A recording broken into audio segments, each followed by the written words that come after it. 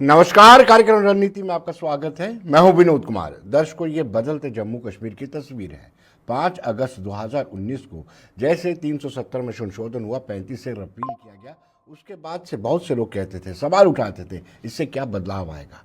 आज बदलाव देखते ही बनता है। जो पहले सरकारें, चाहे दिल्ली की सरकारें होती थी, जम्मू कश्मीर की मिलकर के, यानी दिल्ली की सरकार और जम्मू कश्मीर की मिलकर सरकारें मिलकर के अलगाववादी सोच को बढ़ावा देने के लिए उनके बच्चों को रोजगार दिया करती थी। अब इस सरकार ने यह फैसला लिया है कि उनसे सरकारी नौकरियां तो वापस ली जाएंगी, लेकिन आतंकवाद से पीड़ित परिवारों को, जिनको पिछले कई सालों से पूछा नहीं गया है, उनको घर में भी राहत की सांस पहुंचाई जाएगी। कल बारामूला में एक कार्यक्रम के दौरान आप सोच सकते हैं कि 40 ऐसे परिवारों को मरहम लगाया गया है जो पिछली सरकारों ने जिनको लगातार नजरअंदाज किया था। चर्चा शुरू करेंगे। सीनियर जर्नलिस्ट आदर्श गुप्ता जी हमारे साथ जुड़ चुके हैं, वरिष्ठ पत्रकार हैं। डॉक्टर आशीष हांडा बीजेपी के नेता हैं, इमरान डान प्रवक्ता हैं नेशनल कॉन्फ्रेंस के, और जगदीप सिंह प्रवक्ता कांग्रेस के। सभी के सभी हमारे साथ जुड़ चुके हैं। मैं शुरुआत आशीष हांडा जी से जान लेते हैं। ट्रुथ एंड रिकंसिलिएशन कमीशन की बात कर रहे हैं कि आखिरकार आतंकवाद आया कैसे, कौन कौन पीड़ित हुआ, कौन इसके लिए रिस्पॉन्सिबल है। ये खुद उमर अब्दुल्ला का स्टेटमेंट है और एनसी प्रवक्ता भी यही कह रहे हैं। ऐसा कमीशन कोई बना दीजिए।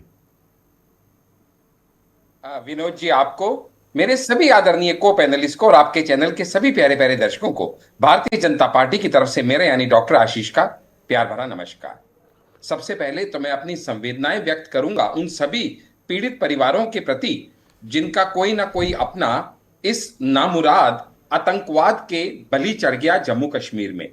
और उसके बाद सराहना करूंगा एलजी साहब की, मनोज सिन्हा जी की, जिन्होंने ऐसा इनिशिएटिव लिया कि जहां पे कश्मीर की यूनिवर्सिटी के अंदर ऐसे 40 परिवारों को और उनके सदस्यों को नियुक्ति पत्र सौंपे गए। जब मैं इस डिबेट पे आ रहा था विनोद जी, आपका टॉपिक जानने के बाद, तो मुझे लग रहा था ये तो डिबेट का टॉपिक ही नहीं है, इसलिए कि इसके विरुद्ध तो कोई हो ही नहीं सकता।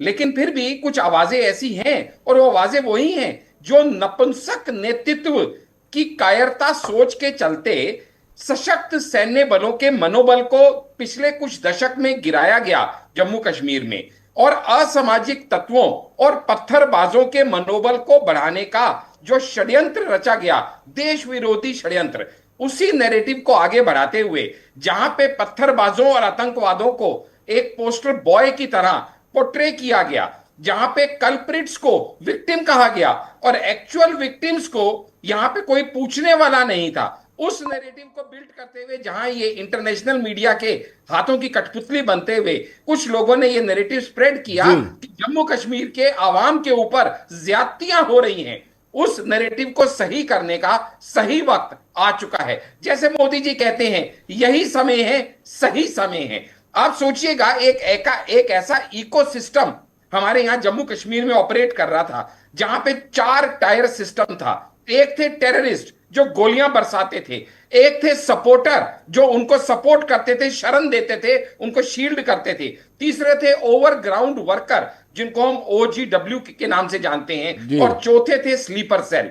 अब एक एक करके इन चारों तहों को जब निस्ते नाबूद किया जा रहा है, तो ऑब्वियसली वो लोग जो इनको पनपने में मदद करते थे, वो लोग जो बाटला हाउस के टेररिस्ट के मारे जाने पे आंसू बहाते थे, वो लोग जो इन पत्थरबाजों को भटके हुए नौजवान कह के संबोधित करते थे, वो लोग जिन्होंने कुछ चंद रुपयों के लिए नौजवानों के हाथ में पत्थर सौंप दिए थे, आज उन्हीं नौजवानों के हाथ में लैपटॉप आता देख के, जम्मू कश्मीर को वापस प्रगति की राह पे बढ़ता देख के क्यों नहीं उनके पेट में दर्द होगा? क्योंकि उनके आकाओं ने जिस चीज के लिए साहब कैमरे के आगे बात करना बड़ा आसान होता है। हांडा साहब सुन लीजिए, आपने अपनी हुकूमत चलाने के लिए 2-2 झंडे लगाए थे। श्यामा प्रसाद मुखर्जी को याद आई थी तब। आपने अपनी हुकूमत चलाने के लिए हजारों पत्थरबाजों को रिहा किया था। तब कहां था ये सिद्धांत, कहां थे तब?